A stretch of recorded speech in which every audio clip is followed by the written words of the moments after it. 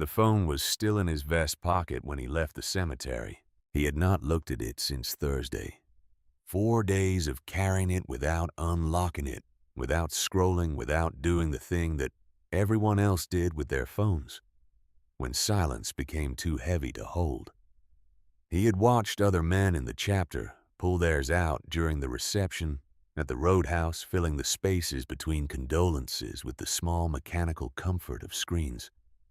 Dax Harlow had left his in his pocket and stood near the back wall with a glass of water he did not drink, and watched the room move through its grief in the way that rooms did. Now it was Sunday night and he was on the bike and the phone was still in his pocket, and the storm had been building since he crossed the county line. State Route 67 ran due west out of Black Ridge and then bent south through 40 miles of high desert before it reached anything that could be called a town. Dax knew this stretch of road the way he knew the back of his own hand, which was to say he knew it in the dark, in bad weather, in conditions that discouraged most people from being on it at all. He had ridden it for 23 years. He knew where the pavement got rough near mile marker 190. He knew where the shoulder dropped away without warning past the old Kessler Ranch. He knew every bend and every grade and every place where the wind came off the mesa, at an angle that would push a motorcycle sideways if you were not ready for it. He was always ready for it. What he was not ready for, what he had not been ready for in 4 days, was the quality of silence inside his own head. Cutter Marsh had been dead for 72 hours by the time Dax stood at the graveside. The accident had happened on a Wednesday evening on a road about 30 miles east of where Dax was riding now, a 2-lane county road that cut through a dry wash between 2 ridgelines.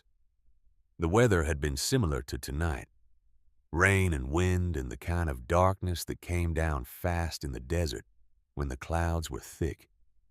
Cutter had been riding home from a parts run solo, the way he sometimes did when he was in the mood to think. His motorcycle had gone off the shoulder on a curve down a 6-foot embankment and into the wash below. Nobody had found him for 2 hours. 2 hours on a road that people drove on a night that was dark and wet but not impassable. And nobody had stopped. Nobody had seen the skid marks in the gravel. Nobody had noticed the gap in the guardrail, which was old and bent anyway and easy to miss. By the time a man in a pickup truck happened to angle his headlights the right way and see the chrome glinting at the bottom of the wash, it was too late for Cutter to be anything other than what he had become. Dax had been in his garage when it happened. He had been rechecking the torque on a cylinder head he had already checked twice that afternoon, the kind of repetitive mechanical work he did when his mind was restless, when the chapter business that week had left him with an unsettled feeling he could not pin down. His phone had been on the workbench. It had lit up at 9:47 with a message from Cutter, and Dax had been elbow deep in the engine and had thought not now, and had kept working. He had not looked at the message until 11:15 when his phone rang with a different number, and a voice he did not recognize told him to come to Desert Valley Medical Center. The message was still there. He had read it 17 times in 4 days, which was not something he would have admitted to anyone. Each time he read it, the message was the same. 6 words. Heading home. Road's bad tonight. That was all. No question, no request, no indication that anything was wrong. Just Cutter telling him what Cutter always told him when he was heading back from somewhere. The kind of message that existed in the texture of a friendship built over 19 years. The kind of thing you sent not because it was necessary, but because you were in the habit of keeping someone informed about where you were. Dax had not responded. If he had responded, nothing would have changed. He understood this. The rational accounting of the situation was clear, and he had done it many times in 4 days. Cutter's accident had already happened when Dax finally read the message. There was nothing a response could have done. The timeline was not kind to guilt, and it was not kind to what if, and Dax Harlow was not a man who indulged in either. He was, however, a man who had not been able to sleep in 4 nights, which was why he was on State Route 67 at 11:30 on a Sunday evening in October, with a storm pressing down from the northwest, and the temperature dropping 5 degrees every hour, and nothing ahead of him for 25 miles except road and darkness and the particular quality of his own company that he had been unable to escape since Wednesday. The wind picked up as he passed mile marker 200. He leaned into it without thinking, the adjustment automatic. The bike tracking true despite the gust that had come off the mesa to his right, with enough force to push a less experienced rider sideways. Rain had been falling for the past 40 minutes. Not heavy yet, but gaining in tension. His visor was wet, and the road ahead was shining black under his headlight. The painted center line slick and reflective. He was not thinking about anything specific. That was the value of the road in moments like this, the way it demanded enough physical attention to occupy the part of the brain that otherwise circled and circled without landing. You could not ride this road in this weather and also dwell. The road would not allow it. You gave it what it asked for, and in return, it gave you something close to quiet. He was in that quiet when his headlight caught the guardrail, or rather the absence of it. There was a section of the rail between mile marker 213 and 215 that had been in marginal condition for years.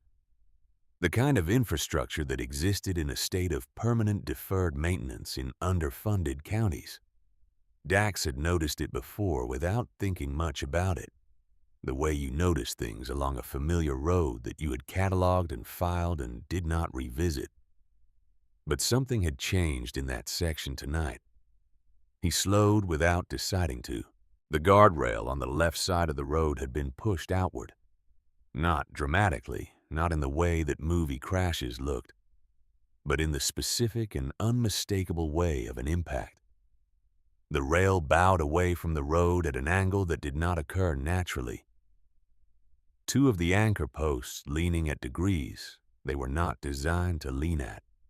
And on the road itself, where his headlight caught the surface at the angle of deceleration, there were parallel tracks in the wet asphalt that were darker than the surrounding road, the kind of marks that happened when tires locked up and dragged. He pulled to the shoulder and stopped. The engine idled. Rain came down steadily now. He sat for a moment looking at the damaged rail and the marks on the road, and listening to the sound the desert made when the wind came through it at this hour, which was a sound that felt very old and very indifferent to the small things happening at its edge. He thought about Cutter, not in words, just the weight of it, the specific gravity of a person who was no longer in the world pressing against the inside of his chest, in the way it had pressed for 4 days. He thought about a road not unlike this one. He thought about chrome at the bottom of a wash, and 2 hours of nobody stopping. He killed the engine. The silence hit him immediately, the way it always did when the motor stopped the sudden awareness of everything the sound had been covering.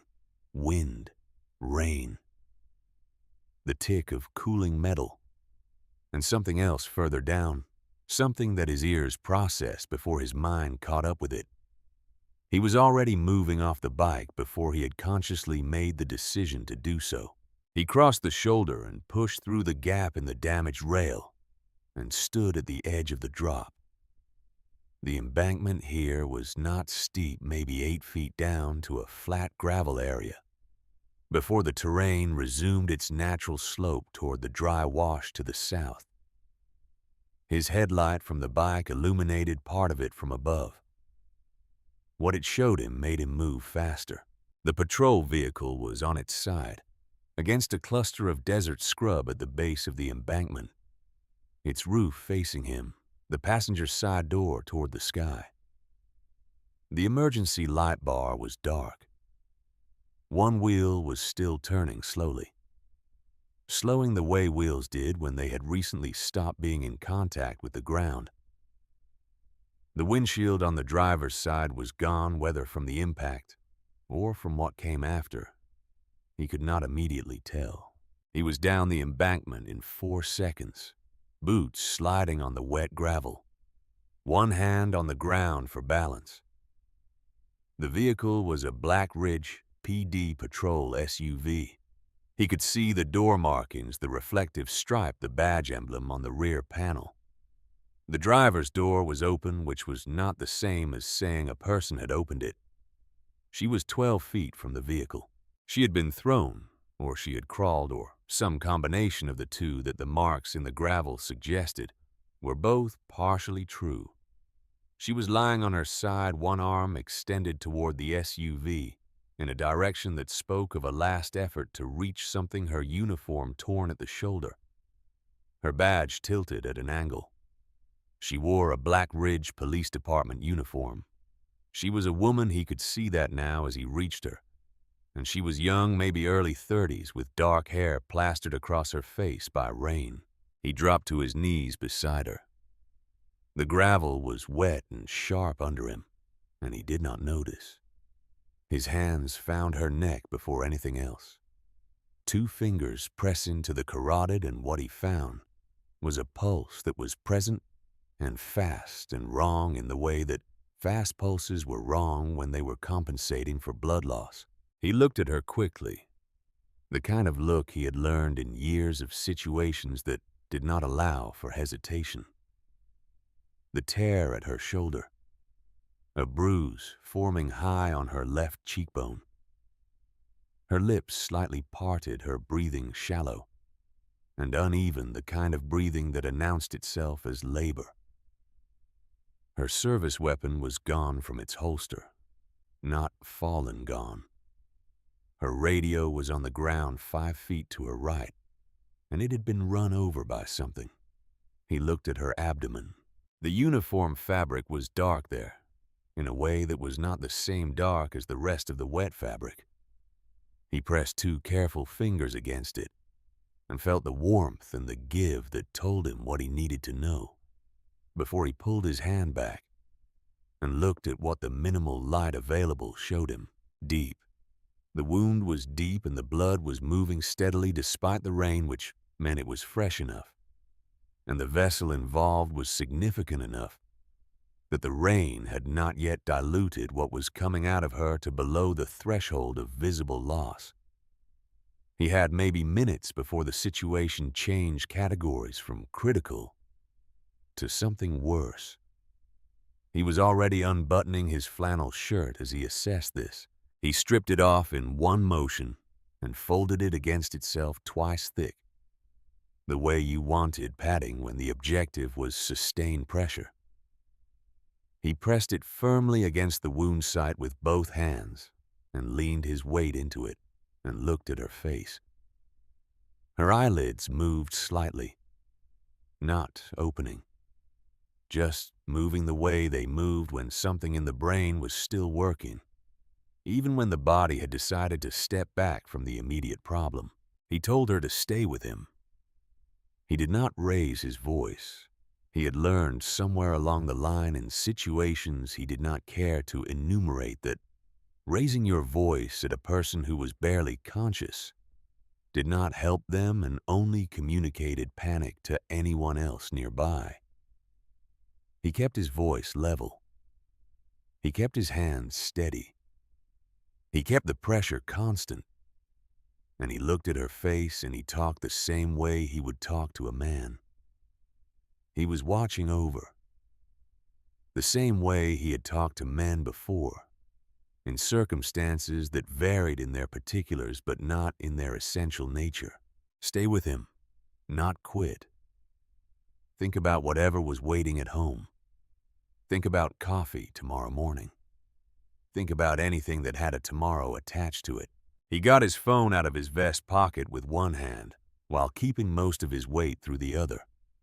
His fingers were wet, and the screen resisted briefly before registering the unlock. He dialed, and the call connected.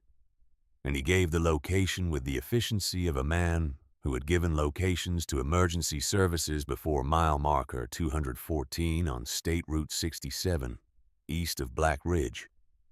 Officer, down one victim's significant abdominal wound, unconscious but breathing. He needed paramedics now. There was a pause on the other end that lasted less than a second, but that he noticed. He gave his name when asked. He spelled it when asked again. There was another pause. He told them the officer was alive and would remain alive if they moved, and that the discussion of who he was could happen after the ambulance had left the scene. And he kept the pressure on the wound, and he set the phone to speaker on the gravel beside them and went back to using both hands. The rain was heavier now. It came down across both of them without preference and without apology. He was in a t-shirt over soaked gravel in the dark with a stranger's blood on his hands.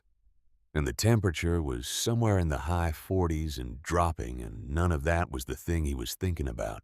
He was thinking about the pressure, about whether the folded flannel was thick enough, about whether the angle of her body was helping or working against him, about her breathing, which he monitored every 15 seconds, counting the rise and fall of her chest with the part of his attention he could spare from his hands.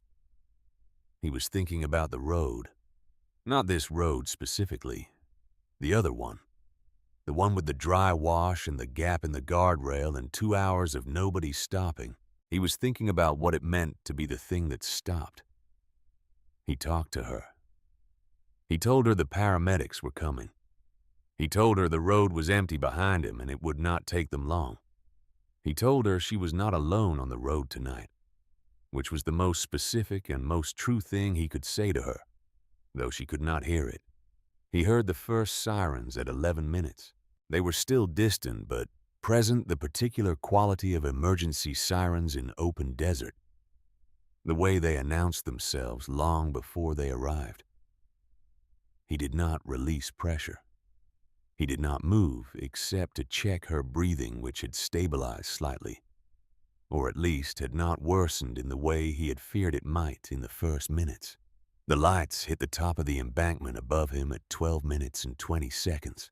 He counted because counting was what you did when you needed the part of your brain that wanted to panic to have something specific to do instead. 3 vehicles he could tell from the sound of the engines. 2 of them came fast and hard and stopped with the specific urgency of people who had been told officer down. The third was slower, arriving perhaps 40 seconds after the first 2, which was a detail he filed without knowing yet why.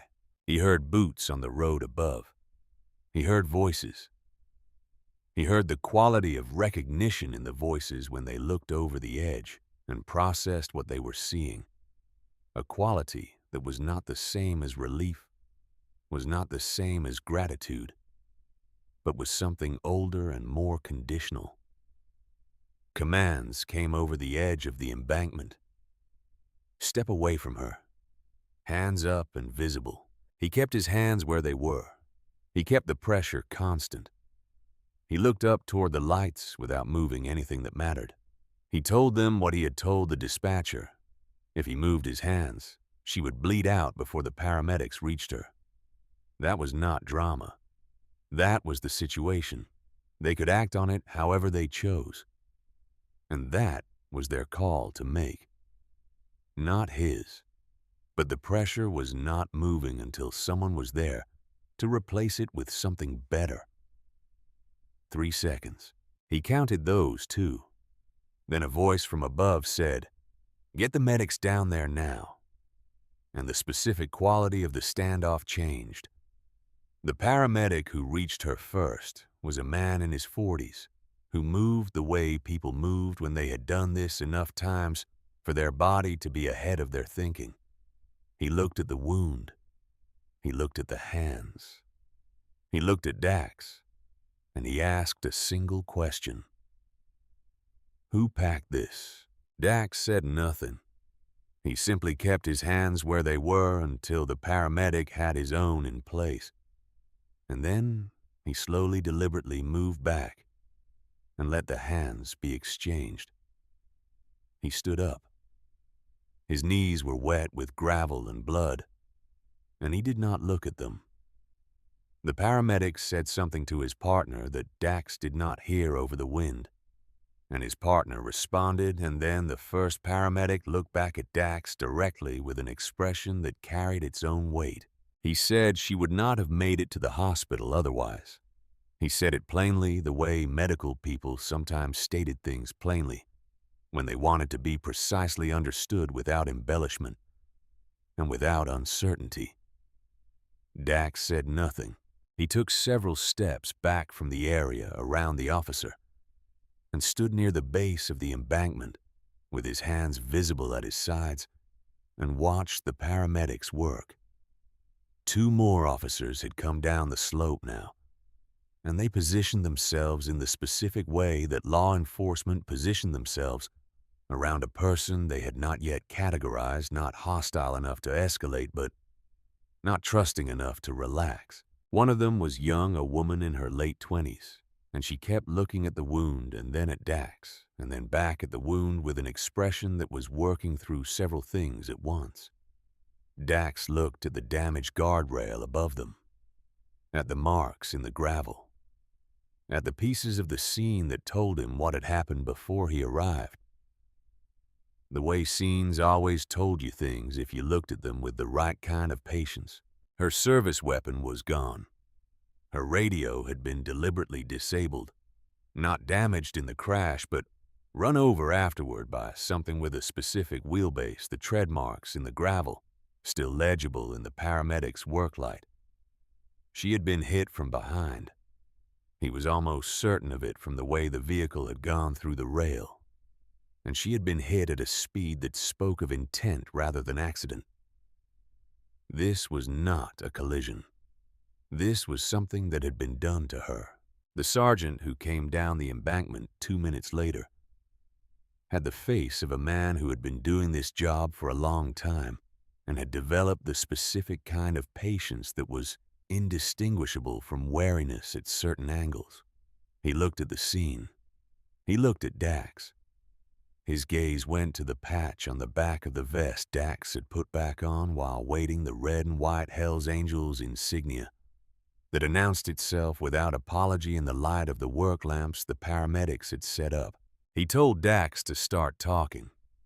Dax told him the same thing he had told the dispatcher in the same order, and with the same economy of words.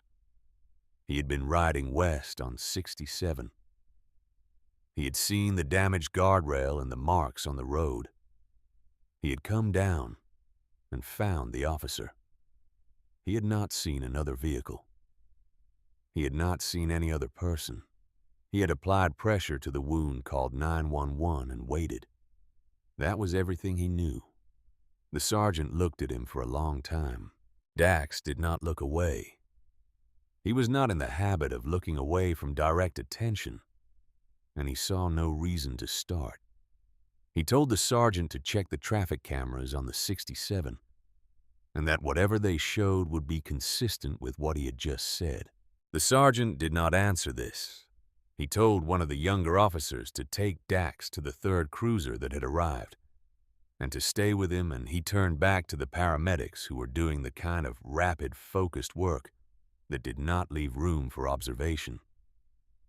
The 3rd cruiser was the one that had arrived last. As Dax walked toward it with the young officer beside him, he passed close enough to get a clear look at the man standing near the driver's door. He was in his early 50s, heavy set in the specific way of a man who had once been physically capable and had allowed that capability to become something else over time. He wore a detective's badge on a lanyard rather than on his chest. His jacket was dry in the way that a jacket was dry when you had spent less time in the rain than the situation called for. He was looking at the scene below with an expression that Dax could not fully read in the available light. But he could read the edges of it. He had been around enough people in enough situations to know the difference between the expression of a person encountering a problem and the expression of a person encountering a problem they already knew about. It was a subtle difference. It lived in the quality of the stillness rather than in any specific feature of the face. A person encountering something new was in motion, even when standing still, processing, reaching toward understanding. A person encountering something familiar was still in a different way. Quieter, the processing happening in a place that was already partially finished with the work. This man was still in the second way. He did not look at Dax directly as Dax passed. He kept his eyes on the scene below, but in the half-second when they were at the closest point, something in his posture changed slightly. A micro-adjustment in the direction of awareness, and Dax registered it and filed it the way he filed things along unfamiliar roads, cataloging without yet knowing why. The young officer opened the rear door of the cruiser, and Dax got in. Through the rain-streaked window, he watched the detective come down the embankment and approach the scene. He watched him crouch near the tire marks in the gravel, the ones that were not from the patrol vehicle but from whatever had made them. He watched him look at the marks for a long time without touching them. He watched him take out his phone and make a call that lasted less than a minute. His body angled away from the other officers in the way that bodies angled when a call was private. Dax sat in the back of the cruiser and let himself be wet and cold, and he watched through the window and he thought about the way that man had been still. Inside the ambulance, whose rear doors were open while the paramedics worked the officer's chest, was rising and falling with more regularity than it had on the gravel. A small thing. The kind of thing that did not look like much from the outside and meant everything. He had not asked her name. He did not know it yet. She was the officer on the road, and she was alive. And both of those things were true, because he had pulled over on a stretch of highway where there was nothing particular to pull over for. He thought about Cutter, not the message this time, earlier than that. The first year he had ridden with the chapter when Dax had been new and Cutter had been 3 years in and already had the easy authority of a man who had decided who he was and was comfortable being that person. Cutter had told him once early on that the patch did not make you anything. It was just cloth and thread.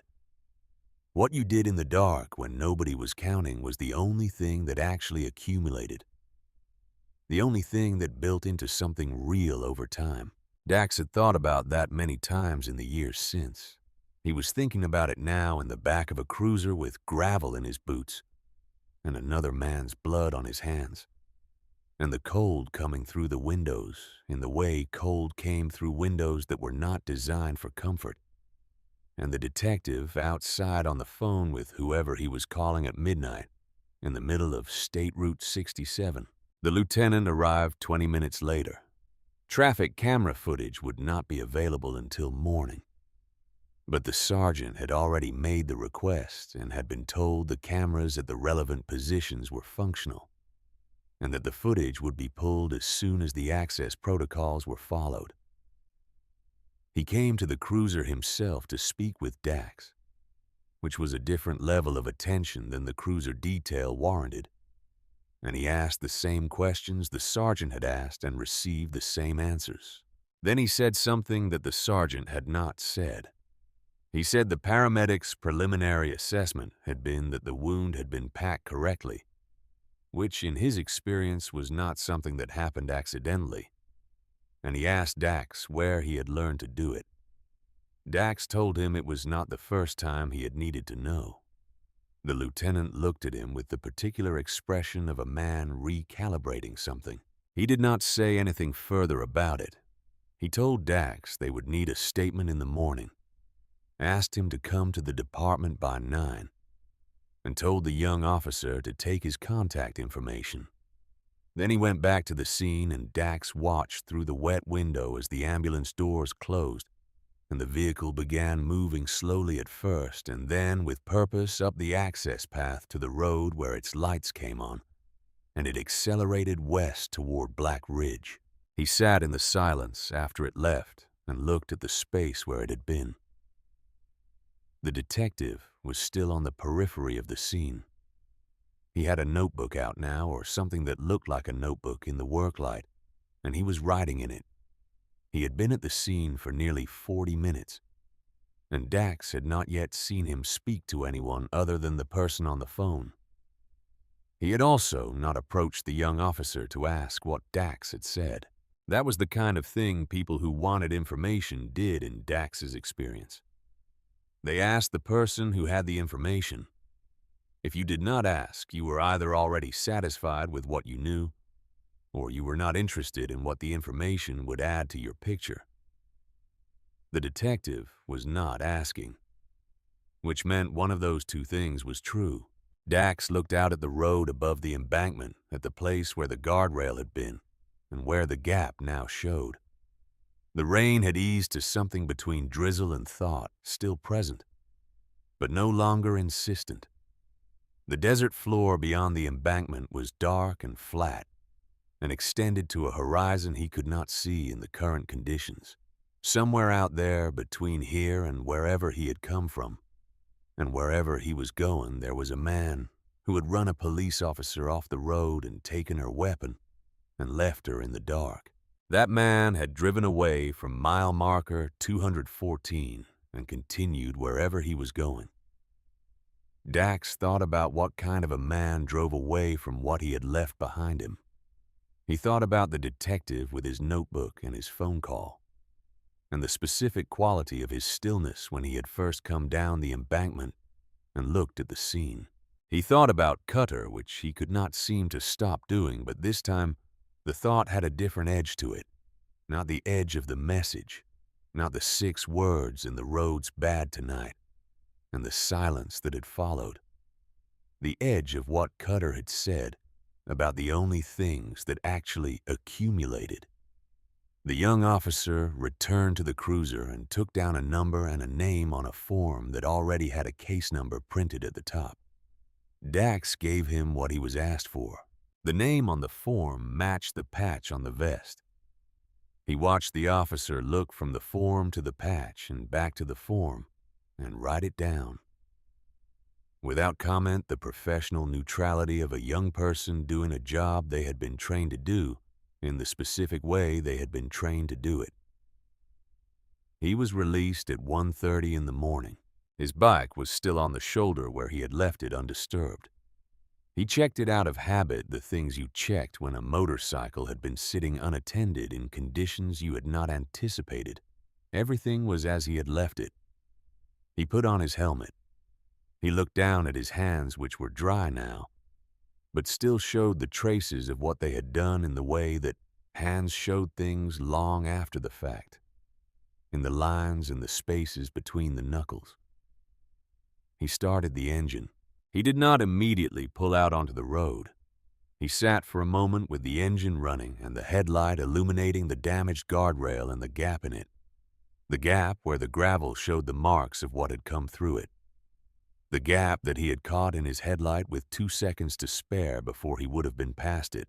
He thought about how close the margin was in situations like this, how thin the line between the road that had someone stop and the road that did not.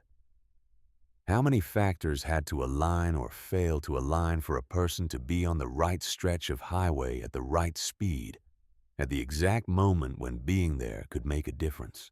He thought about Cutter on the other road, with the dry wash and the chrome, catching the headlights of a man in a pickup truck who had angled his lights the right way by accident, 2 hours too late.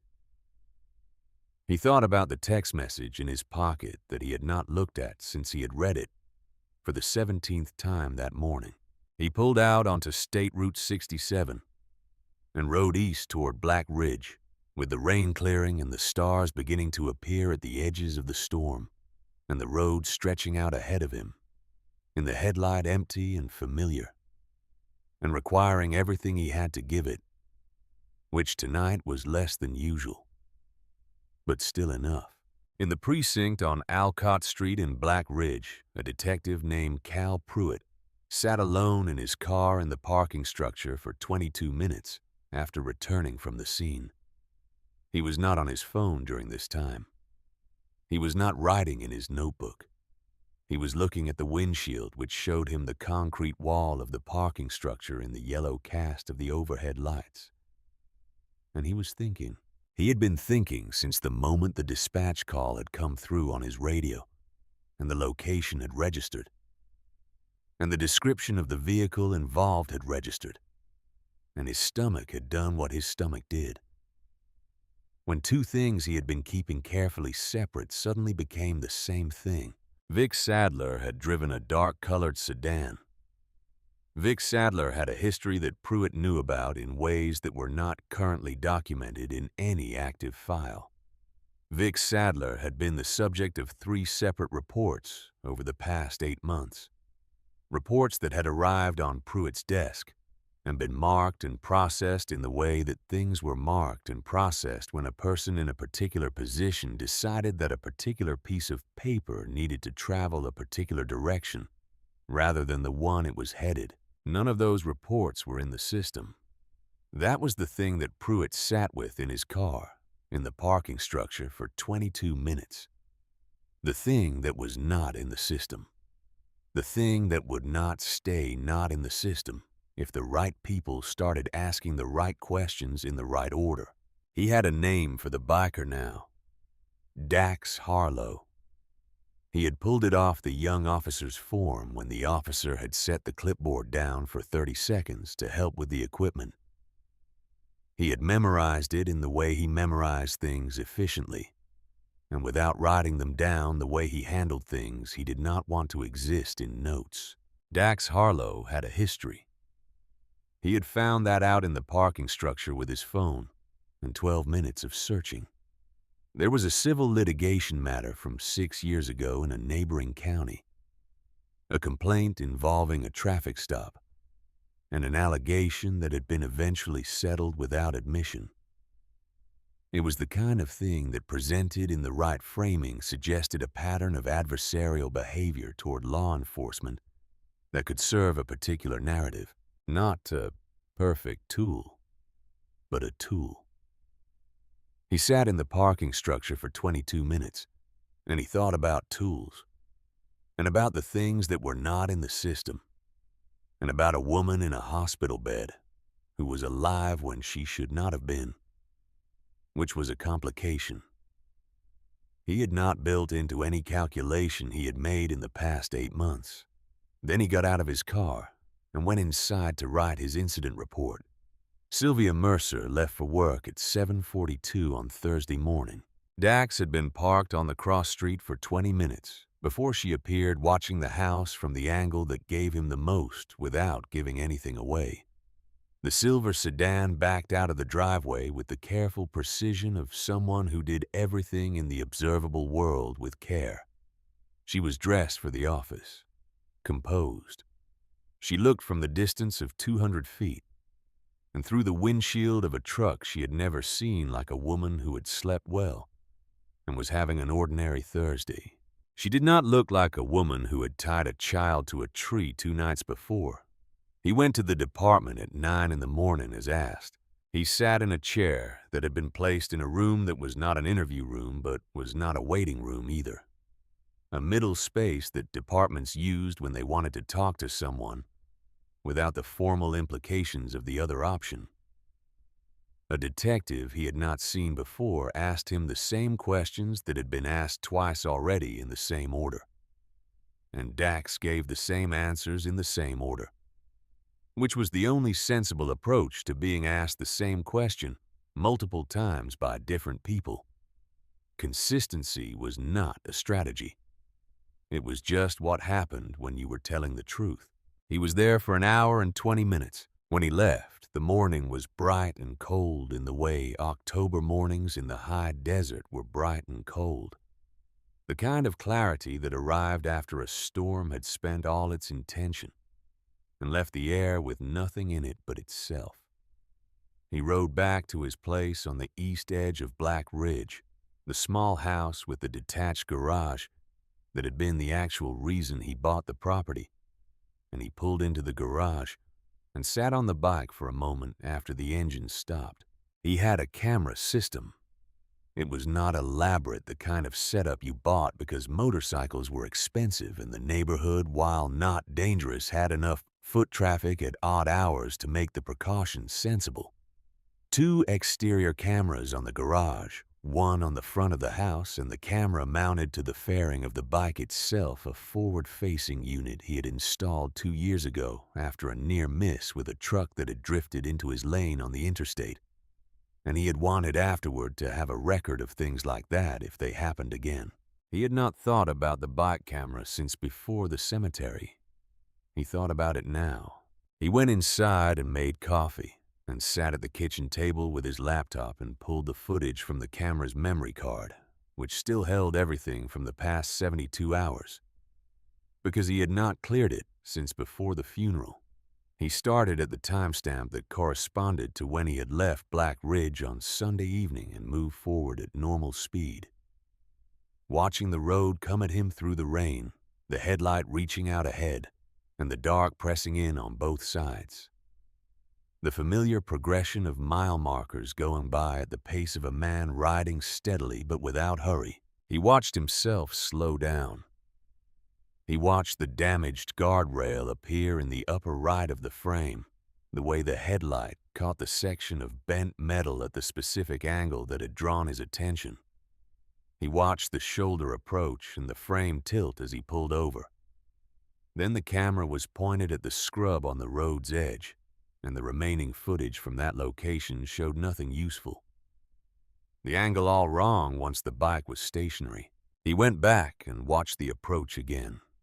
He watched it 4 more times, paying attention to the road ahead, rather than the guardrail. Looking at what had been visible before the guardrail became the focus. The rain reduced visibility, but not to zero. The headlight reached far enough. The road was empty ahead of him by the time he came around the last bend before 214 empty in the frame for the full 45 seconds before the guardrail appeared. He moved back further, to the bend itself, to what had been visible in the seconds before the bend when the road ahead had been at an angle and the headlight had swept across the shoulder on the far side of the curve. He stopped the footage. He leaned closer to the screen, at the edge of the headlight's reach on the right shoulder of the road, approximately 200 meters ahead of where the curve straightened. There was a vehicle. It was visible for less than 2 seconds as the headlights swept across it before the angle changed and it passed out of frame. Dark, colored, sedan profile, parked tight against the shoulder with its lights off. He watched it again. And again, the vehicle was there. It was not a trick of the light or a shadow resolving into a shape because he was looking for one. It was a vehicle parked on the shoulder of State Route 67, approximately 200 meters north of where a police officer had gone through a guardrail, with its lights off at 11:30 on a Sunday night in a storm. He sat back and held his coffee cup and looked at the frozen frame on his laptop. A vehicle parked on that stretch of road at that hour, with its lights off, had no innocent explanation that he could construct. And he had tried to construct one for approximately 30 seconds before stopping, because the attempt was dishonest. People did not park on the shoulder of a desert highway in a storm in the middle of the night, with their lights off because they needed a moment to check their phone or look at a map. People parked on the shoulder of a desert highway at midnight, with their lights off when they were doing something they did not want to be seen doing and had made a calculation about how long they needed to stay in the area before moving on. The calculation in this case had apparently been wrong by approximately 3 minutes. He looked at the image quality. It was not good. The rain and the distance and the angle conspired to produce a frame that showed the shape of a vehicle and the approximate color, and nothing more. No plate, no make, Not enough of the profile to be certain of the model, only the general category of sedan, rather than truck or SUV. It was something.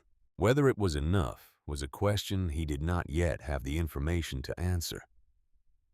He saved the segment to a separate file and copied it to a thumb drive and sat at the table for a while longer, finishing his coffee and thinking about where to take it and to whom. The obvious answer was the department. The obvious answer was to call the number the lieutenant had given him and say he had footage from his bike camera that might be relevant and to bring it in. The obvious answer assumed that the relevant people at the department were working toward the same objective he was, which was establishing who had been on that road and why. He thought about Cal Pruitt. He thought about what he knew about how information moved in closed systems when one of the people in the system had a reason to direct it. He did not have enough yet to make a definitive assessment of what Pruitt was doing. He had an impression built from the specific quality of a man's stillness on a wet embankment at midnight. And impressions were not conclusions, and conclusions were not facts. And he had learned the hard way over 45 years that acting on one when you needed the other was how situations went wrong in ways that were hard to correct. He needed more before he moved. He put the thumb drive in his vest pocket and went to work. The chapter did not have an intelligence operation in any formal sense. What it had was a collection of men who had been living in and around Black Ridge for a combined total of several centuries. Men who worked in garages and on job sites and in the backs of supply houses and behind the counters of places that other people walked through without noticing the man behind the counter. Men who heard things. Men who had been hearing things for long enough to know the difference between noise and signal. He spent Monday asking quiet questions. He did not ask about Pruitt directly. He asked about the department in general, about the mood in it, about what people were saying about Sunday night. He asked in the way that did not announce itself as asking in the way of conversations that started somewhere else and arrived at the subject through the natural drift of talk between men who had known each other for years. By Tuesday evening, he had a picture. Cal Pruitt had been with the department for 19 years. He was by the account of people who had interacted with him in various capacities, effective in the specific and limited way of a person who was good at the procedural requirements of the job and less good at the human ones. He had a reputation for closing cases cleanly, which in some jurisdictions meant closing them correctly, and in others meant closing them in whatever way produced the fewest complications. He was known to have relationships with several figures in the county who were not law enforcement, but who operated in adjacent spaces, the kind of relationships that were not corrupt in any documentable sense, but that explained certain patterns of outcome if you looked at them over time. This was not evidence. This was context. Dax let the context sit in his mind alongside everything else and waited to see if it would organize itself into something useful. Wednesday morning, day 3 from the night at mile marker 214, he got a call from a number he recognized as the department. It was not the lieutenant. The woman on the phone identified herself as working in administrative services and said she was calling to inform him that a supplemental report had been filed in connection with the incident of Sunday night, and that he might be contacted for further questioning. She said it in the flat, careful way of someone reading from a script that had been given to them and told to read without addition. He asked her what the supplemental report contained. She said she was not able to provide that information over the phone and that he should expect correspondence. He thanked her and ended the call and sat on the workbench in his garage for a moment with the phone in his hand. Supplemental reports were not unusual in complex incident investigations. They were filed when new information emerged or when the initial report was deemed incomplete. They were a standard tool of the process. They were also a standard tool of the other thing, the thing that processes became when someone inside them decided that the process needed to produce a particular result rather than an accurate one. He called a man named Royce Delafield. Royce was 61 years old and had been a chapter member for 32 years before his knees had made the riding impractical, and he had transitioned into the particular category of elder that chapters accumulated over time. Men who were no longer on the road, but who retained their connections and their knowledge and their interest in the ongoing concerns of the people they had ridden with. Royce had spent 11 of his pre-chapter years working as a paralegal at a firm in Albuquerque, a fact that had proven useful at various points over the decades. Dax told him about the call. Royce was quiet for a moment. Then he said that a supplemental report filed within 72 hours of an incident. Before the primary investigation had produced its initial findings, was not a standard procedural move. It was the kind of move you made when you wanted to establish a narrative in the record before the record had a chance to develop on its own terms. Dax asked him what that meant practically. Royce said it meant that someone had decided to put something in writing before anyone could put something else in writing first. He asked who would file it. Royce said the filing detective's name would be on it, and that he could probably find out what was in it if he gave it a day or two, that he knew someone who knew someone in the administrative structure of the Black Ridge Department. The kind of connection that existed in small cities between people who had been in the same professional ecosystem for long enough. Dax said a day or two was fine. He went back to the footage. He had been thinking about the sedan since Monday morning, and he had been thinking about it specifically in terms of what additional information the footage might yield that he had not yet extracted. The shape and the approximate color were the only things the primary image contained with any confidence. But footage was not only the frame, it was also the context around the frame, the road conditions, the visibility, the precise location, which could be cross-referenced with the geography.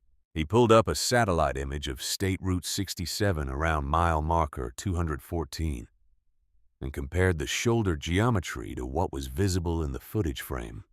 The vehicle had been parked at a specific point where the shoulder was wider than average, a pullout area that existed at irregular intervals on the highway for emergency use.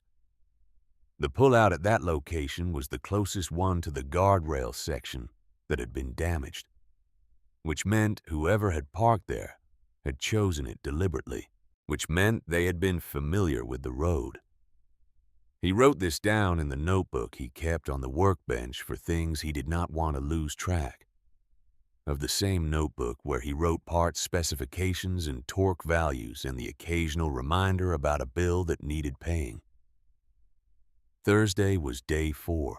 He rode past the section of 67 in the daylight, slowly on the far side of the road from the damaged guardrail. The sheriff's department had been there before him.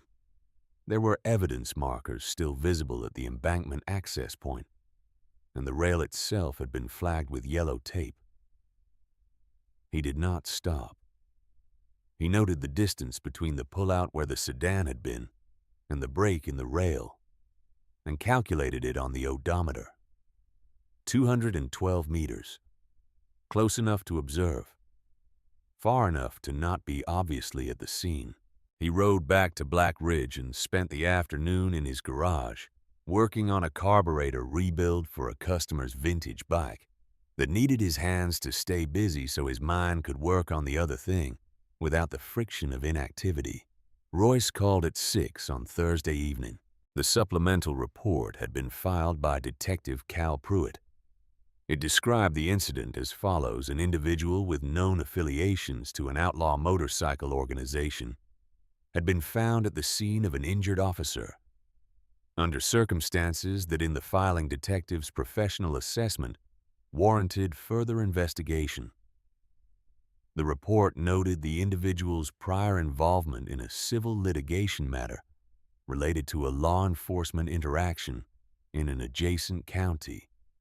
It noted that the individual's account of events had not yet been corroborated by physical evidence. It raised the question in the language that reports used when they wanted to raise questions without making direct allegations of whether the individual's presence at the scene might have preceded the incident rather than followed it. Dax listened to Royce read the relevant sections from notes. He was quiet for a moment after Royce finished. Then he said he needed Royce to look into something for him. He needed whatever was publicly available on a man named Vic Sadler, Black Ridge area. And he needed to know if Sadler had any documented history with the department, or with Pruitt specifically. Royce asked how he knew the name. Dax said he did not know the name yet, that he was still working on it, but that he expected to have it within the next 24 hours. Royce said to call when he had it. Friday was day 5. He had not slept well on Thursday night, which was not unusual for him in the current period, but which had a different quality than the preceding nights. The previous sleeplessness had been the sleeplessness of grief, which was a recognizable condition, with a recognizable texture. The specific way that the mind refused to stop returning to a fixed point, no matter how many times you redirected it. This sleeplessness was different. It was the sleeplessness of a mind that was working, that had a problem in it, and was turning the problem over, and looking at the faces of it, and had not yet found the angle that made everything fit together. He got up at 4 in the morning and sat at the kitchen table with the footage open on his laptop. The phone was on the table beside the laptop. He had gotten into the habit of leaving it face down since the funeral. Not because he could not look at the screen, but because he had been in a period of not wanting to. The screen faced down, and the message was still in it. The same 6 words. It had always been undeleted and unanswered, and waiting in the way that things waited when there was nothing left for them to do except remain. He looked at the footage for a long time without seeing anything he had not already seen. Then he picked up the phone.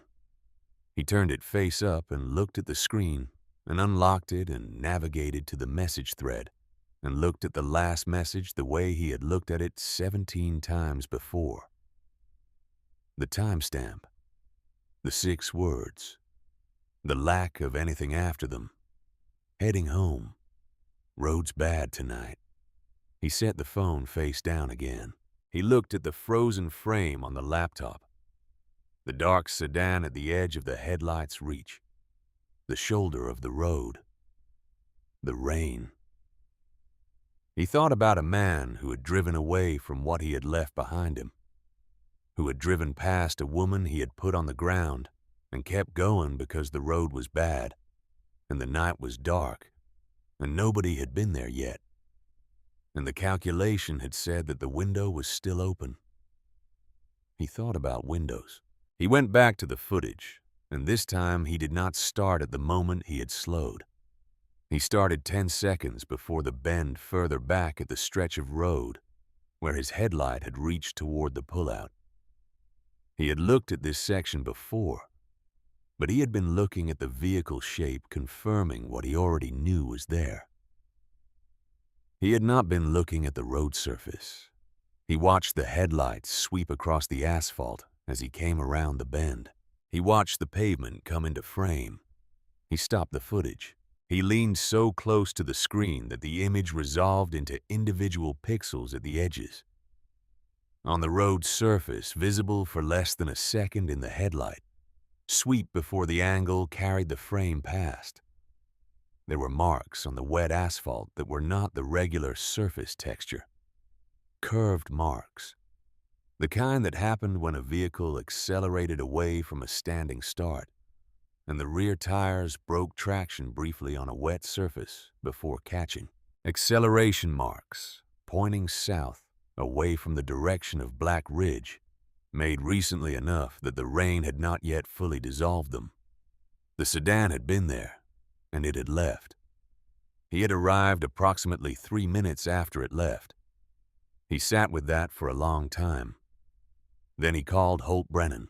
He had the captain's direct number from the card the lieutenant had given him on Sunday night, which had the lieutenant's number on it, and Brennan's number written in the lieutenant's handwriting on the back as a secondary contact. He had not used it. He used it now. Brennan answered on the third ring with the voice of a man who had been awake for a while and was not surprised to still be awake. Dax said he had footage from his bike camera that he believed was relevant to the investigation, and that he wanted to bring it in, and that he wanted to bring it directly to Brennan. There was a pause. Brennan asked him why directly to him. Dax said he had become aware of a supplemental report that had been filed by a member of Brennan's department, and that he would prefer to deliver the footage through a channel that did not involve that individual. Another pause. Longer this time. Brennan said to come in at 8 the next morning and to ask for him specifically, and not to speak to anyone else in the building before they had talked. Dax said he understood. He made a second copy of the relevant footage segment and put it on a second thumb drive and put the 2 drives in separate locations. Then he went to the garage and worked on the carburetor until his hands were tired enough to let his mind rest. Saturday morning, day 6, he brought the footage to Brennan. He sat in Brennan's office, which was a room with a window that looked onto a parking structure and a desk with a controlled amount of paper on it. And he walked Brennan through the footage frame by frame. Brennan watched it without speaking. He watched it twice. Then he called someone into the room, a younger man who was introduced as working in technical analysis, and had him look at it. The technical analyst said the image quality was insufficient to produce a plate number, but that the vehicle profile and the approximate dimensions were potentially matchable to a specific make and model range if they had something to compare it to. Brennan looked at Dax. Dax said he did not have a name to give him yet. He said he was working on it. He said the location and the timing of the vehicle placed it in a position that had no innocent explanation, and that someone in the investigation should be looking at who drove that road on Sunday night and where they went afterward. Brennan said he would have someone look at it. He said it in the way that a man said things when he was telling the truth, but was also aware that the truth existed inside a larger structure that complicated his ability to act on it as directly as he might prefer. Dax left the footage with him and went home. The call from Royce came Saturday evening. Royce had found what he was looking for, which was to say that he had found more than Dax had asked for, which was the way it went when you asked someone with Royce's particular history to look into something. The name Vic Sadler appeared in 3 separate incident reports filed with the Black Ridge PD over the preceding 8 months. The first report, filed 8 months ago, concerned a complaint from a woman in the county's East District about a vehicle matching a description that included a dark-colored sedan following her on multiple occasions. The second, filed 5 months ago, concerned an altercation at a gas station in which Sadler had been identified by a witness as having threatened a male motorist who had confronted him about erratic driving. The third, filed 6 weeks before Sunday night, concerned an incident in which a neighbor had reported Sadler sitting in his vehicle outside a private residence for an extended period with his lights off. All 3 reports had been received by the department. None of them had resulted in an investigation being opened. All 3 had been routed through the same detective at intake. Dax asked Royce to say the name. Royce said it. Cal Pruitt. Dax sat with that for the length of time it took to fully understand what it meant, which was not long because he had been building toward it since Monday, and the final piece did not require much work to fit into the structure he had assembled. 3 reports, 8 months. The same detective at intake. No investigation opened on any of them. A pattern that could taken alone be explained as oversight, as the normal backlog of an underfunded department, making triage decisions about what rose to the level of active investigation. Possible. Not impossible. Except that the same detective who had not opened an investigation on any of those 3 reports was the same detective who had arrived last at a scene on Sunday night and had stood apart from the other officers and made a phone call. He had angled his body to conceal and had written an incident note that suggested the person who had saved the victim's life was the more appropriate subject of scrutiny. That was not oversight. He called Royce back and told him to find out if there was any documented connection between Pruitt and Sadler, anything at all. Any shared address or vehicle registration or family connection or financial relationship that was findable through public records. Royce said he would look. Sunday was day 7. He went to the garage and worked in the morning, and in the afternoon he took the bike out on a short ride. Not the long, aimless kind he had done the night he found Nora Kirsch, but a deliberate one. A loop through the county roads east of Black Ridge that he used when he needed his body to be doing something physical, so his mind could work without the friction of standing still. He was 20 miles out when his phone rang. It was a number he did not recognize with a prefix from a county 2 over to the north.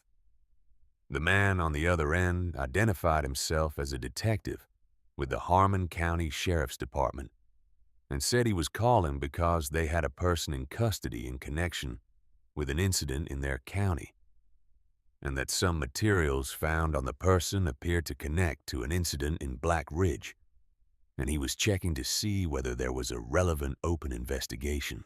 Dax said he was not in a position to speak to that officially, but that he had been involved in an incident in Black Ridge on the previous Sunday night, and that if the detective could describe the person in custody, he might be able to say whether there was a connection. The detective described Vic Sadler.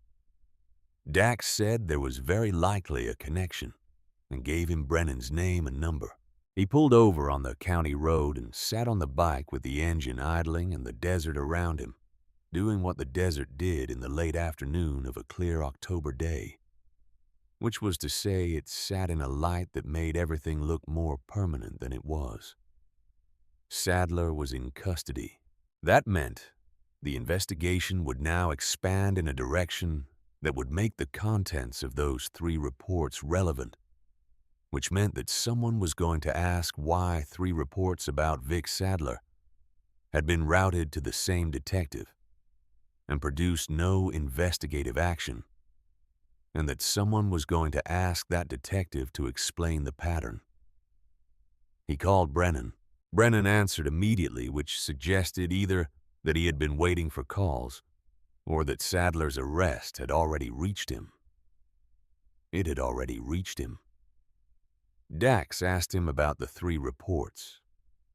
There was a silence on the other end that told him Brennan had not known about the 3 reports until very recently. He told Brennan about Royce's research, not Royce by name, just the substance of what had been found, the 3 reports, the routing, the outcome. He gave Brennan the report numbers as Royce had given them to him, so that Brennan could pull them from the system. Brennan said he would look into it. He said it in a different voice than he had used before. The previous voice had been the voice of a man managing a situation that was unpleasant but contained. This voice was the voice of a man who had just understood that the container was smaller than he had thought. Monday was day 8. He was in the garage working when the second car pulled into his driveway. He had been expecting the first car. It was a county vehicle unmarked, but with the plate format and the antenna configuration that announced what it was, and it contained a man he had not seen before, who showed him a badge and said he was with the county district attorney's investigative unit and that they were looking into some matters related to the Black Ridge PD and that they would like to formally interview him about the events of the previous Sunday night. Dax gave the interview in his kitchen with the man from the DA's unit and a second person who joined by phone 40 minutes of the same questions he had answered 4 times already, and some new ones about the footage and about how he had come to be aware of the supplemental report. He answered all of them. After the DA's investigator left, he went back to the garage.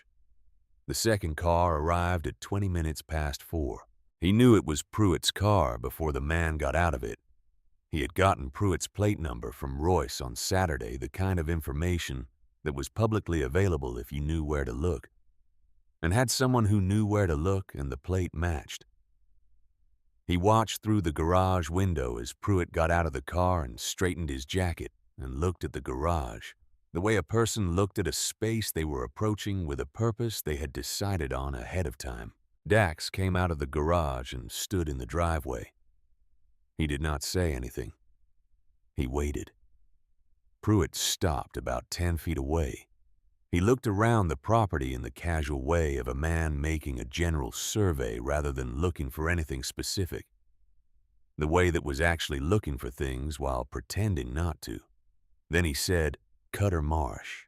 He said the name the way you said the name of a subject you had researched, with the slight flatness of a person pronouncing something they had read rather than heard. He said he had been looking into the chapter. He said he had found some things in connection with Cutter Marsh's accident that raised questions. He said that in the current environment with the DA's office making inquiries, there were a lot of files that were going to be opened and reviewed, and that some of those files touched on chapter business in ways that might not be comfortable. He said all of this in the measured tone of a man conveying information, rather than making a threat in the careful language of someone who understood exactly what he was doing, and had decided that the language made it something other than what it was. Dax listened to all of it. Then he looked at Pruitt with the same directness he used for everything, and said, You're in the wrong place. Not a threat. Not an escalation. Just a statement of fact, delivered in the register of a man who had made his assessment and was not interested in renegotiating it. Pruitt looked at him for a moment with the expression of a man recalculating. Then he got back in his car and drove away. Dax stood in his driveway and watched the car go, and then went back into the garage and picked up the tool he had set down and went back to work. He worked until 8 that evening. The carburetor was finished. The customer's bike was ready. He cleaned his tools and put them away in the order he always put them away, and turned off the garage lights and went inside and sat at the kitchen table. The notification from Royce had come in at 6:40 while he was working, and he had felt the phone vibrate in his pocket and left it. He read it now. Royce had found the connection. Vic Sadler's sister had been in a relationship with a man who had worked at the same firm where Pruitt's brother-in-law was a managing partner. A connection 2 steps removed, indirect, the kind that would not mean anything in isolation and would not be documentable as corruption in any direct sense. But a connection. The kind that explained certain patterns of outcome when taken with everything else. He forwarded the information to Brennan. Then he sat at the table for a while longer. The phone was face up. He had been leaving it face up since Friday, since the morning he had picked it up and looked at the message and set it back down. He was not sure when exactly he had started leaving it face up. He had not made a decision about it. It had just started being that way. He looked at the screen.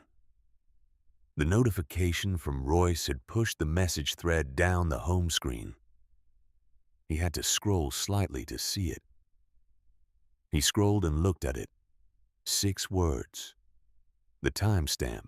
The DA's office had called Brennan that afternoon. Royce had told him in a separate message. They were opening a formal review of the 3 Sadler reports and the intake routing. They would be looking at Pruitt's conduct. The timeline was going to be examined. The patterns were going to be visible to people with the authority and the mandate to look at them. Dax had not done this alone. Royce had helped. Brennan had been willing to look at what was brought to him. The DA's office had its own reasons and its own authority. It was not a single man's work, but a single man had started it at mile marker 214 by pulling a thumb drive out of his vest pocket and looking at footage he had almost not looked at. And a single man had found the thread. He locked the phone screen and left it face up on the table and went to bed. And for the first time since Wednesday the previous week, he slept until the light came through the window. Brennan called Tuesday morning to say that the Internal Affairs Division had been notified of the review and that Pruitt had been placed on administrative leave pending the investigation. He said this in the careful language of a captain informing a civilian of a departmental matter with the appropriate distances preserved. But the information carried its own weight regardless of the language it was dressed in. He said there was going to be a formal proceeding, a departmental hearing, the kind that happened when the review produced sufficient grounds for a formal response. He said Dax might be asked to appear and provide testimony. Dax said he understood. He was quiet for a moment after the call. Then he put on his jacket and went out to the garage and started the bike and rode east on the county road in the Tuesday morning light. Not to anywhere specific, just moving the way the road sometimes required, nothing more than that.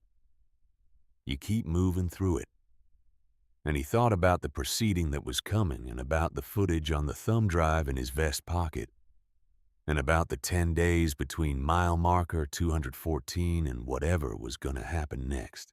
He thought about Pruitt in the driveway saying Cutter Marsh's name with the flatness of a man who had researched it.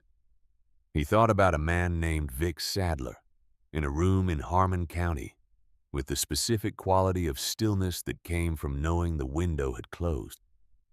He thought about the hearing. He thought about what it would mean to walk into that room and say what he knew in the plain declarative way he said everything without apology and without performance.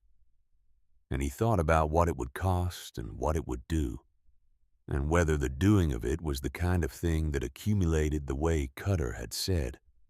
The real things accumulated over time in the dark, when nobody was keeping count. He thought he knew the answer to that. He rode until the road ran straight into the distance, and the desert opened up on both sides, and the sky was as clear as it was gonna be. And then he turned around and headed back toward Black Ridge, and the thing that was waiting there for him to walk into it. The night before the hearing, Dax sat at the kitchen table and did not sleep. This was different from the sleeplessness of the preceding 2 weeks. The earlier nights had been the sleeplessness of grief, which had a texture he recognized by now, the specific circling quality of a mind that kept returning to the same fixed point, regardless of how many times he directed it elsewhere. That sleeplessness was exhausting in the way that fighting something exhausting was. This was not that.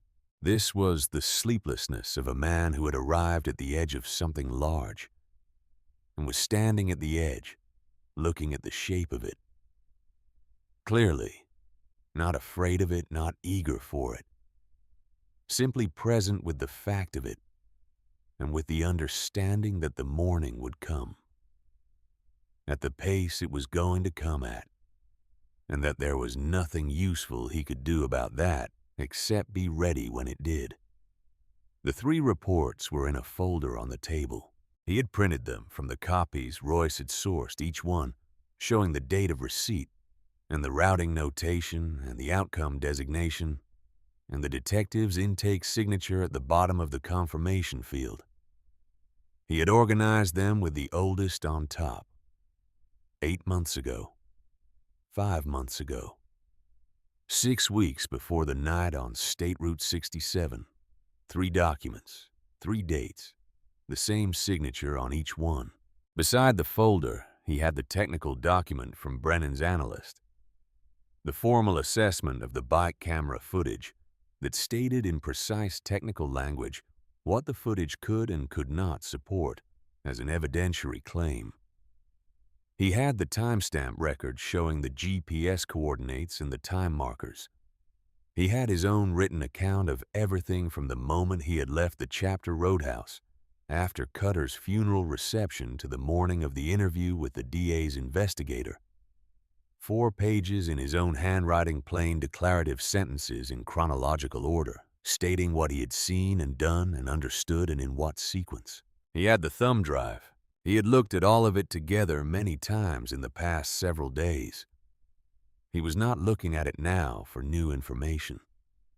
He was sitting with it the way you sat with things you had done the work on and understood you could not do more work on, where the only remaining variable was the room it was going into and the people in that room, and whether the thing you had built would hold under the specific conditions of being presented to strangers who did not know you and had no reason to begin from trust.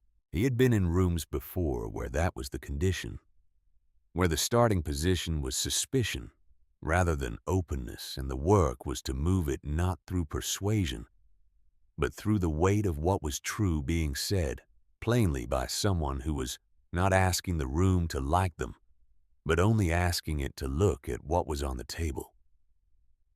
He knew how to be in those rooms. He picked up the phone. He had been leaving it face up since the Friday before last, and the practice had settled into something automatic. He navigated to the message thread and read the last message the way he had read it many times, but with the specific quality of attention of a person reading something for what might be the last time, in a particular way. Heading home. Road's bad tonight. He had carried these words through grief, and through the specific guilt of the not responding, and through the 2 weeks of work that had followed, and he had arrived at a place tonight where he understood something about them that he had not understood before. Not a new fact about the words, a new relationship to them. The words were Cutter heading home. That was all they had ever been.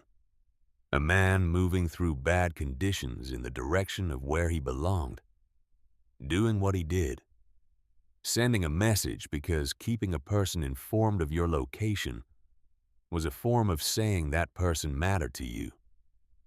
Cutter had sent this kind of message 100 times. None of the previous ones had been the last one. This one had been the last one not because it was different from the others, but because the road had been what it was that night, and Cutter had been on it. The not responding did not change what the message was. It never had. He had known this intellectually since the first days. What he understood tonight was that he had been using the not responding as a way of staying inside the grief, rather than working through it as a way of holding the wound open. Because the wound was the last immediate connection to the person who had made it, and closing it or letting it begin to close felt like a second loss layered on top of the first. He understood that was not how Cutter would have seen it.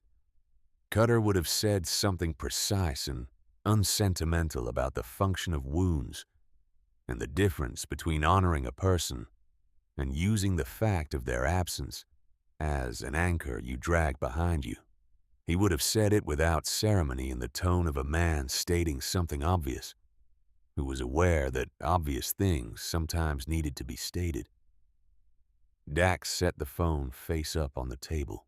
He thought about what he was going to say in that room and how he was going to say it, which was not rehearsal, because he did not rehearse, but the particular kind of readiness that came from having done the work of understanding something completely enough that saying it was not separate from knowing it. He was going to say what was true. He was going to say it in the order it was true, and with the precision that the truth deserved. and without asking the room to give him anything he had not earned from the evidence he was bringing into it. That was all. The sky began to lighten at 5:40. He made coffee and drank it at the window and watched the desert come back into visibility the way it did each morning, the ridgelines resolving out of the dark, one shade at a time. It was a cold morning. He could see his breath against the glass. He thought about Nora Kirsch and whether she was awake right now, and what the morning looked like from wherever she was, and whether she was thinking about the hearing. He thought she probably was. He got dressed and checked the bike and left for the municipal building at 7:40, which gave him more than enough time and which was intentional, because he did not like arriving at places without the margin to read the room before the room started. The departmental review board convened in a third-floor room that was not large. 5 people behind the long table. The lieutenant from the night on the road who gave Dax a brief nod when he came in that was professional rather than personal, but was not nothing. A woman named Reyes who ran the proceeding with the efficiency of someone who had done it many times and had made peace with its pace. A civilian oversight representative from the county. 2 others whose affiliations were stated at the opening and who asked precise questions throughout. Pruitt was at the side table when Dax arrived. He was with an attorney who had the competence of someone called in quickly. Pruitt did not look at Dax when Dax came in. This was information of a kind. Dax sat in the chair before the long table, set his folder on the floor beside the chair, and waited for Reyes to start. She stated the purpose and the format. Administrative review, not criminal proceeding. The board would establish a factual record. Findings would be issued within 5 business days. All parties had received relevant materials in advance.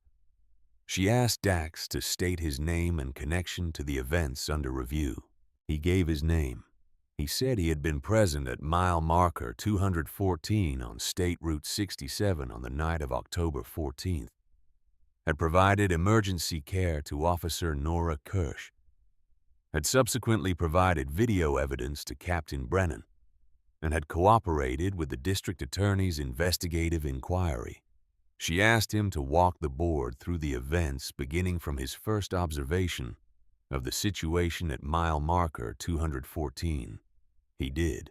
He used the words he had used in his written account because those words were accurate, and he had already done the work of finding accurate words. He described the guardrail damage visible in his headlight. He described coming down the embankment. He described finding Nora Kirsch and what he had assessed, and why he had made the decisions he made. He described what the paramedic had said when the paramedic arrived. He was precise about what he had directly observed, and careful to distinguish it from what he had inferred. And he said clearly when something was an assessment rather than a fact. This distinction was one that most people did not make consistently, and its absence was most of where testimony collapsed under questioning. He made it consistently. The board asked questions. He answered them. He gave the same answers he had given the 4 previous times he had been asked, because the answers had not changed, because the events had not changed. And the consistency across 4 separate interviews spanning 10 days was itself a kind of evidence that he noted without calling attention to it, trusting the board to notice it themselves. Then Pruitt's attorney was given the floor. The attorney was smooth. He had the intelligence to use what he had been given carefully, and the professionalism to avoid overreaching into territory that would only expose the limits of his position. He asked about the civil litigation matter. He asked about the Hells Angels affiliation and its implications for credibility. He asked about Dax's medical qualifications. Dax answered each question with the same directness he brought to everything. On the civil matter, he said it had been settled without admission, and he was happy to discuss the specifics if the board wished, but observed that the reason for its introduction into these proceedings was itself worth the board's consideration. On the affiliation, he said, his affiliation was what it was, and that the board would make its own determination of its relevance to his credibility, and that he would suggest the most productive basis for that determination was the consistency of his account across 4 separate interviews over 10 days, the corroboration of the physical facts by camera footage, and the condition of the officer whose care the account described. On the medical qualifications, he said he did not hold a certificate, and that the board could assess the quality of the outcome for themselves. The attorney continued for another 10 minutes, covering variations of the same territory from different angles. Dax answered each one in the same register level and direct, without retreat, and without escalation, without asking the room for anything except that it look at what was on the table. The attorney said he had no further questions. Reyes asked Dax if he had materials he wished to present to the board. He picked up the folder from beside the chair. He said he had 3 documents he would like entered into the record. He said they were copies of incident reports filed with the Black Ridge Police Department over the 8 months preceding October 14th, each concerning a subject named Vic Sadler, who was currently in custody in Harmon County in connection with the attack on Officer Kirsch. He said each report bore the intake confirmation signature of the detective under review. He said none of the 3 reports had resulted in an investigation being opened. He stood and placed the folder on the long table. He stood at the front of the room and he looked at the 5 people behind the table. And he said he had one question for the board. He asked whether if any of the 3 reports had resulted in an investigation being opened. Officer Nora Kirsch would have been alone on State Route 67 on the night of October 14th. He sat back down. The room was quiet, not the quiet of a room waiting for someone to speak. The quiet of a room where something had landed and was settling into the space and displacing the previous atmosphere, the way a stone displaced water. The effect spreading outward from the point of impact in concentric rings that reached the walls and came back, and the surface did not stop moving for some time. Reyes was reading the first document in the folder with the focused attention of a person who wanted to know what the document actually said, rather than what she had been told it said. She turned to the second page. She set it aside and picked up the second document and read it with the same attention. Pruitt's attorney was speaking to Pruitt in a low voice. Dax did not watch them. He watched Reyes and the way the other board members were receiving the material, the quality of their attention, the specific quality of people who had been prepared for a meeting and had just been given something that was not on the preparation. Reyes set the third document down and looked at the attorney. She asked if his client wished to respond to the submitted materials. The attorney said they would need time to review the documents. Reyes observed that all relevant materials had been provided to both parties in advance of the proceeding and asked whether the documents submitted were materials of which the detective had been unaware prior to this morning. The attorney said he needed to confer with his client. Reyes said he had 3 minutes. The 3 minutes were not silent. The room had its ambient sounds.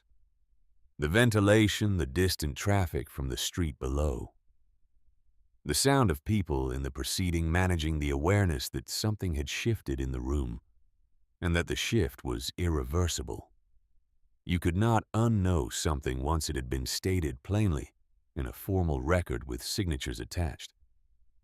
Dax looked at the window on the far wall. The window showed the parking structure across the street, and above it the October sky, the same clear, cold blue it had been all week. He looked at it without thinking specifically about anything, the way you sometimes looked at a fixed point when you needed your mind to have somewhere to rest while the situation continued developing around you. He thought about Cutter, not the message, not the accounting of what could and could not have been different. Just Cutter as a presence, the specific warmth of 19 years of a person being in your life in the way that people were when they were genuinely known to you, and genuinely knowing. The texture of that, the weight of its absence, and the way the absence was different now than it had been 2 weeks ago. Not smaller, but differently shaped, the way a wound changed shape as it healed, without becoming something other than what it was. He thought Cutter would have found the specific irony of this room legible, and would have had something economical and correct to say about it, in the flat tone he used for things he had decided were true and was not interested in arguing about. The 3 minutes passed. The attorney said his client maintained that the routing and disposition of the reports in question had been consistent with departmental protocols for intake prioritization, and that there was no foundation for any suggestion of improper conduct. He said it in the professional voice of an attorney stating a position he was paid to state, and the professional voice carried its own information, the specific quality of a statement made in obligation rather than conviction. Reyes looked at him. She set the last document she had been holding down on the table with a precision that was not dramatic, but was deliberate, the way you set something down when you wanted the setting down to be visible. She looked at the other board members. What passed between them was not speech, but was communication, the kind that happened in rooms where people had been working together long enough to understand each other's silences. She said the board would take a brief recess. The board stood and filed out through the back door. Dax stood when the board stood and remained standing. He went to the window because there was space there, and the window had the sky in it. He became aware after a moment that the main door had opened behind him. He turned. Nora Kirsch was standing near the back of the room. She was not in uniform. Civilian clothes, a jacket, her movement carrying the careful quality of someone operating within limits that had been recently defined and was pressing against them as much as the honoring permitted. She was pale in the way that significant blood loss left its signature in a person for weeks afterward. But her eyes were clear, and her posture was the posture of a person who had decided to be upright and was committed to that decision, with everything she currently had to commit with. She had not come to testify. She had come because the thing in this room was something that mattered, and she needed to be near the place where it was being decided, because proximity itself was a kind of presence, and presence was a kind of testimony, even when it was not formal and was not on the record. Dax looked at her from across the room. She looked back. He gave her a nod. She gave one back. Pruitt saw her. Dax watched Pruitt see her watch the quality of the detective's stillness change in the specific way it changed when a person encountered something that revised their calculation. Pruitt looked at her for a moment, and then looked at his attorney, and then looked at the table. He did not look at her again. The board returned 9 minutes after they had left. Reyes sat and organized the documents in front of her with the efficiency of a person who had arrived at a decision and was preparing to state it in the form the record required. She said the board had reviewed the submitted materials and found them sufficient to warrant formal escalation of the review to the County Oversight Authority. She said that pending the outcome of that escalation, Detective Cal Pruitt was placed on indefinite administrative suspension, that his access to all departmental systems and facilities was suspended effective immediately, and that the 3 incident reports submitted by Dax Harlow were entered into the formal record and would be transmitted to the district attorney's office as relevant to the ongoing criminal investigation into the attack on Officer Kirsch. She paused. She said one additional thing. She said it in the same flat administrative register she had used for everything without elevation or editorial, in the specific voice of someone stating for the record what the record required to be complete. She said that the evidence which had most directly advanced the board's understanding of the relevant facts had been provided by a private civilian with no official role in the investigation. She stated his name. She stated his affiliation because the record required it. She said the board wished to note for the same record that the actions taken by this individual on the night of October 14th and in the 10 days following had been consequential, both to the preservation of a sworn officer's life and to the integrity of the current proceedings. The gavel came down, once, without drama, with the finality of a thing being concluded. Pruitt's attorney was already oriented toward his client before the sound of it had fully dissolved. Dax picked up his folder from beside the chair and walked toward the back of the room. Nora Kirsch was still there. She had heard all of it. She had heard his name said in the statement Reyes had made, and she had heard the word affiliation said in it. And she had heard the board's notation that both of those things and the events of October 14th were now part of the same sentence in the same permanent record. He stopped a few feet from her. She said she had listened to the recording of his 911 call. He waited. She said they kept recordings for quality and training purposes and that she had asked to hear it when she was well enough to understand what she was hearing. She said he had given the location and described the situation. And then, before anything else, before they had asked for status, he had said one thing first. She said, "You said she's alive." She said it the way you said something that had mattered to you, and that you had been carrying and wanted to put down somewhere specific and true. She said, not, "I found an officer," not, "There's an injured cop on the road." She's alive. That was the first thing. He looked at her.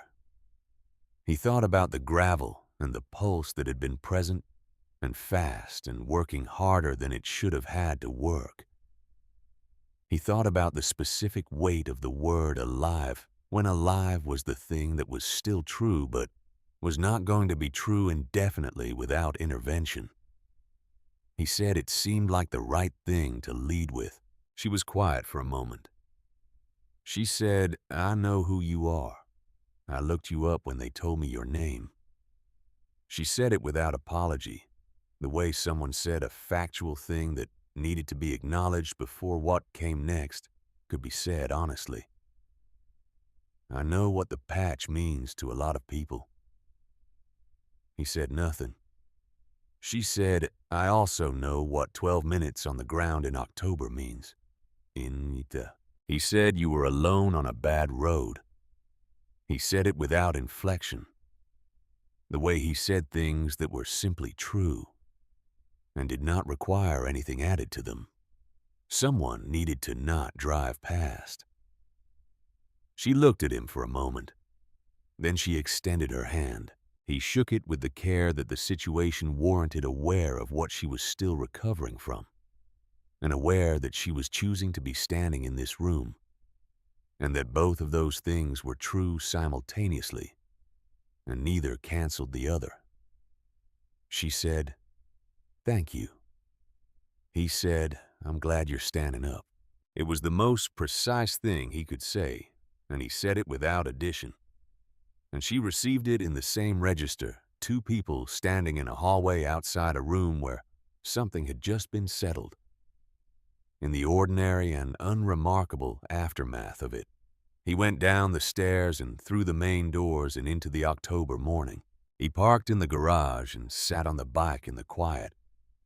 After the motor stopped looking at the workbench, at the tools on the wall in their places, at the customer's bike, on the stand that was finished and waiting for pickup. He went inside. He put on his jacket again and went back to the garage. He checked the bike and pulled it out and started it and let it warm up at idle while he stood beside it in the cold October air. He rode west.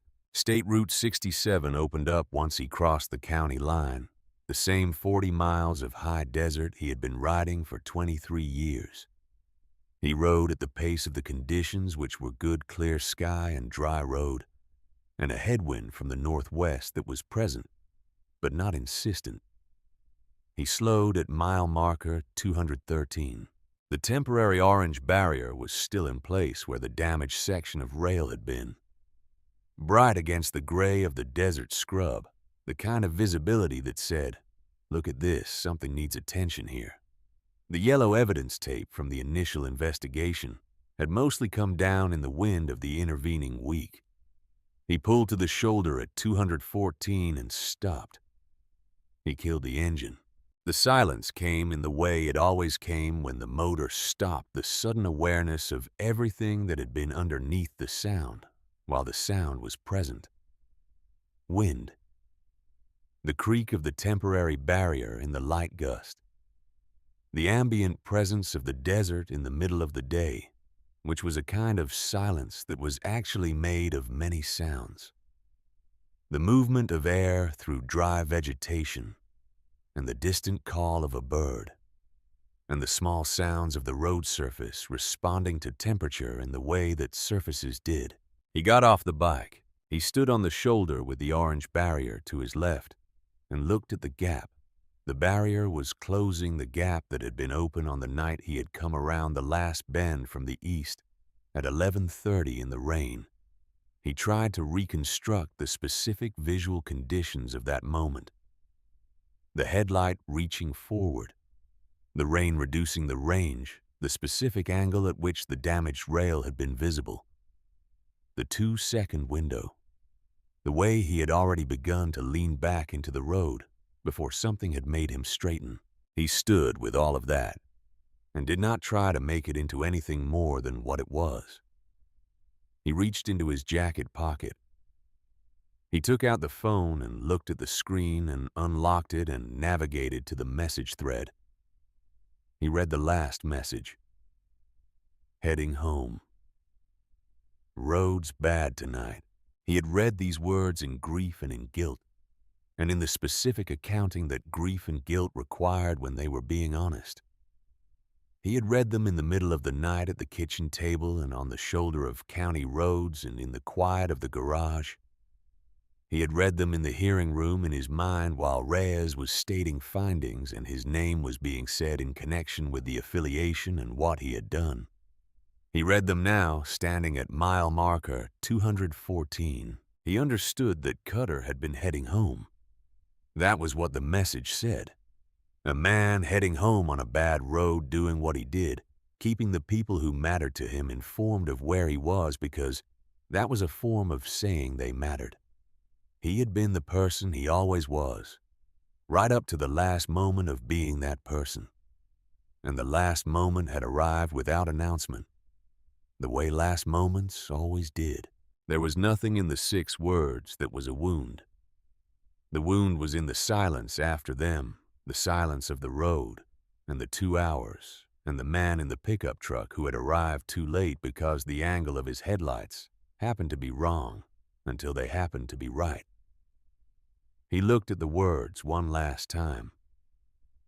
Then he put the phone in his jacket pocket. He stood at mile marker 214 for another minute. Not thinking, not accounting, not in conversation with anything except the present tense of standing where he was, on a cold October afternoon with the desert around him, doing what the desert did. Then he put on his helmet and got back on the bike. He started the engine. He pulled out heading east. He rode the 11 miles back at the pace the road asked for. The bike tracked true. The headwind was with him now, coming from the right, and he leaned into it the way he had been leaning into wind on this road for 23 years without thought.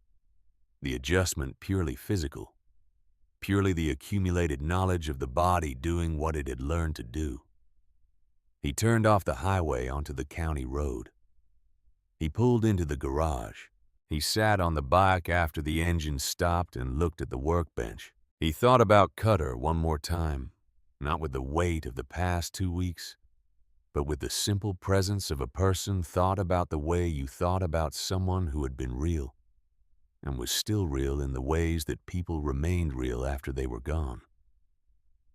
He thought about the specific sound of Cutter's laugh, and the specific way Cutter held a cup of coffee, and the specific way he had of making a point without appearing to be making a point, the economy of it. He thought about what Cutter had said about the things that accumulated, the things done in the dark when nobody was counting. He thought about the sentence in the record with his name in it, and the affiliation and what he had done the sentence that had been read into the formal proceedings of the county by a woman who had stated it because the record required it. And he thought about how that sentence would not exist, except for a man deciding not to drive past a damaged guardrail on a bad road at 11:30 on a Sunday night. Sometimes the things done in the dark ended up in the light. That was not the reason you did them. The reason you did them was that they needed doing and you were there. But sometimes the accounting that followed was visible, and the visibility mattered even when it was not the point, because the record was one of the ways the world had of holding on to the true things. He got off the bike. He went inside and made coffee and stood at the kitchen window and drank it, and looked at the garage through the glass at the bike visible through the open door. Ordinary in the ordinary afternoon light. Specific in his. He set the cup in the rack. He went back to the garage and put on his work gloves and bent over the valve adjustment he had set aside 2 days ago, and found the place in the work where the hands knew what they were doing, and the mind could settle into the quiet that came after the thing that had needed to be done was done. Outside the garage, the October afternoon continued at its own pace. The sky held its blue. The wind came off the mesa and moved through the scrub and moved on.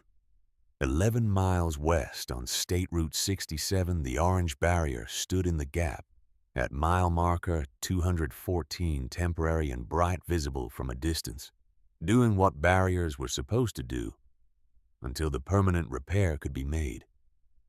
In the county files and the department files and the offices of the district attorney, the record existed. It said what it said. The record said a private civilian had provided the evidence that mattered most. The record said his name. The record said his affiliation. The record put all three things in the same sentence, and the sentence was true and would remain true. And that was what records were for. He worked until the light through the garage door told him the afternoon had used itself up, and the early dark of late October was coming in from the east. He cleaned the tools and put them in their places and turned off the light, and stood for a moment in the doorway of the garage, looking at the darkening property and the sky above the ridgeline to the east, which was doing what the sky did in the last minutes. Before full dark, the colors coming out of it in the reverse order. They had come into it in the morning, the blue deepening and the horizon holding a line of light that diminished as he watched, and then was gone. He went inside. The phone was on the kitchen table where he had left it when he came back from the road face up. He looked at it for a moment without picking it up. Then he went to the window and looked at the dark outside, which was the regular dark of a clear October night in the high desert full of stars, and without weather and indifferent to everything happening at its edge, in the way that the natural world was indifferent to the specific concerns of the people moving through it. He thought about the road. Not in grief and not in accounting, just the road the way it was stretching in both directions from any given point, on it carrying whoever happened to be on it toward wherever they were going through whatever conditions the night happened to be offering. He thought about what it meant to be someone who stopped. The direction was you stopped because the stopping mattered and you were there, and therefore you were the one who stopped. Not because of who you were before the stopping or what patch you wore or what files existed with your name on them. Because you were there, and the stopping mattered. And the two things came together in a moment that did not announce itself in advance. That was what accumulated. That was what Cutter had been talking about. He understood it now. He left the phone on the table and went to bed, and the October night continued outside the window in the way it had been continuing, vast and cold and full of stars. The desert doing what the desert did in the hours between dark and light, which was to say it endured, which was the thing it had always done and would continue doing long after all the particular concerns of any given Tuesday had been settled or left unsettled, and the people who had carried them had moved on.